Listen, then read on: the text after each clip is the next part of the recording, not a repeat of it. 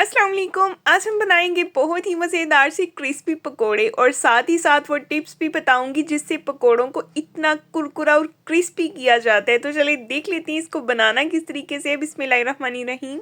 तो यहाँ पे मैंने 3 बड़े साइज़ के आलू काट लिए हैं। इस तरह से बारीक बारीक सा उनको चॉप काट लेना है। सबसे पहली टिप पकोड़ों को क्रिस्पी करने के लिए वो ये है कि आपने आलूओं को ऐसे ही धो के काटना है, उनका छिलका नहीं उतारना, ठीक है। ये वो पहली टिप है जिससे पकोड़ों को क्रिस्पी बनाया जाता है। और इसमें शामिल कर देंगे प्याज। प्याज को बहुत ज़्यादा बारीक नहीं काटना, प्याज को दरमियाना सा काटना है, ना ही मोटा ना ही बारीक। और यहाँ पे मैं इसमें शामिल कर रही हूँ पालक। पालक देखिए मैंने कितनी थोड़ी सी शामिल की है। पालक अगर ज़्यादा ऐड करेंगे तो पकोड़े ऑयल को ज़्यादा पिएंगे, एब्जॉर्ब कर लेंगे, ठीक है। अगर कम ऑयली पकोड़े खाने हैं तो आप पालक का इस्तेमाल कम करें। और इसमें शामिल करेंगे हरा धनिया, थोड़ा सा पुदीना। और शामिल कर दिए इसमें 3 से 4 मोटी मोटी सी कटी हुई हरी मिर्चें। और इसमें शामिल कर देंगे साथ ही अनारदाना। अनारदाना लाजमी ऐड कीजिएगा, इससे बहुत अच्छा खट्टा मीठा सा फ्लेवर आता है। और कुछ स्पाइसेस ऐड करेंगे जिसमें शामिल करेंगे 1.5 टीस्पून नमक। और जाएगा इसमें 1 टीस्पून सुरख मिर्च पाउडर।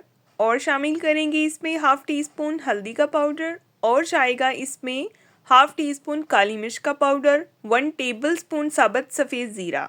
और सबसे अहम इंग्रेडिएंट जो इसमें जाएगा वो है मीठा सोडा। 2 से 3 चुटकी सिर्फ आपने इसमें मीठा सोडा ऐड कर देना है। और 2 टेबलस्पून मैं इसमें शामिल कर रही हूँ खुश्क धनिया साबुत, ठीक है।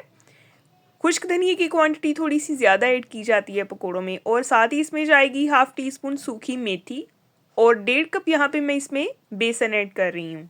अब अगर यहाँ पे पकोड़ों को मज़ीद आपने क्रिस्पी करना है ना, कुरकुरे बनाने आप चाहते हैं कि बाद में पकोड़े सॉफ्ट ना हो फ्राई होने के बाद भी, तो यहाँ पे आपने 2 टेबलस्पून फाइन आटा शामिल कर देना है। फाइन आटा शामिल करने से ये होता है कि पकोड़े फ्राई होने के बाद भी सॉफ्ट नहीं होते बल्कि वैसे ही क्रिस्पी और क्रंची रहते हैं, ठीक है। अब अच्छी तरह से पहले मिक्स करेंगे इस मिक्सचर को हम, ताकि हमें पता चल जाए कि हमें कितने पानी की ज़रूरत है।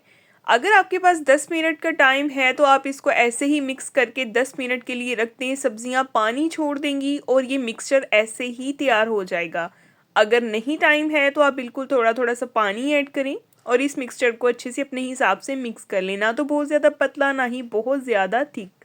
तो मैंने यहाँ पे पानी ऐड नहीं किया बल्कि मैंने इसको 10 मिनट के लिए कवर कर दिया था ताकि सब्जियां पानी छोड़ दें और ये ऐसे ही मिक्स हो जाए। तो यहाँ पे देखिए सब्जियों ने अच्छा खासा पानी छोड़ दिया और ये मिक्सचर मिक्स हो गया।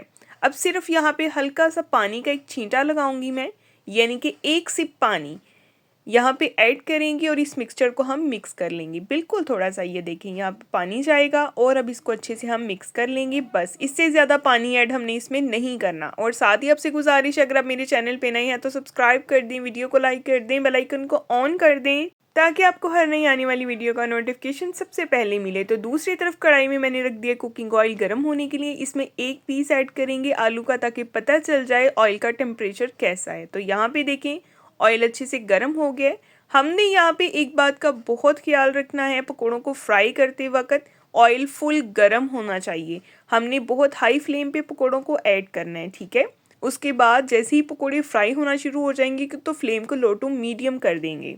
अगर हम नॉर्मल तेल में या फिर ठंडे तेल में पकोड़े ऐड करेंगे तो पकोड़े ऑयल को पी जाएंगे और ऑयली पकोड़े बनेंगे बहुत ज़्यादा, पकोड़ों के अंदर तक ऑयल चला जाएगा, ठीक है। ऐसा नहीं करना, फुल गर्म ऑयल में ऐड करेंगे तो पकोड़े ऑयल को एब्जॉर्ब नहीं करेंगे।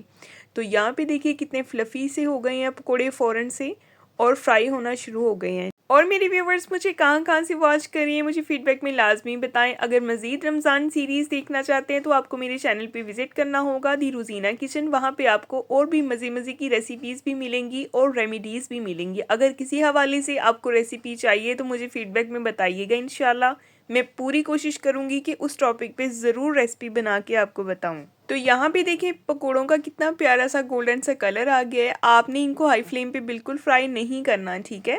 बस हाई फ्लेम पे पकोड़े शामिल करने हैं तेल में और उसके बाद लो टू मीडियम फ्लेम पे इनको फ्राई करना है। अगर आप हाई फ्लेम पे ही इनको फ्राई करेंगे तो ये बाहर से कलर आ जाएगा इनको, अंदर से ये कच्चे रह जाएंगे, ठीक है।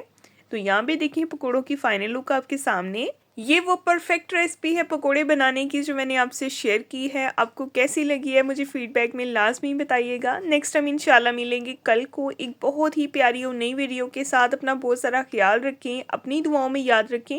मेरे चैनल पे विज़िट किया करिए, वहाँ पे आपको और भी ढेर सारी रेसिपीज़ मिलेगी और रेमेडीज़ भी। तब तक के लिए जी अल्लाह हाफ़िज़।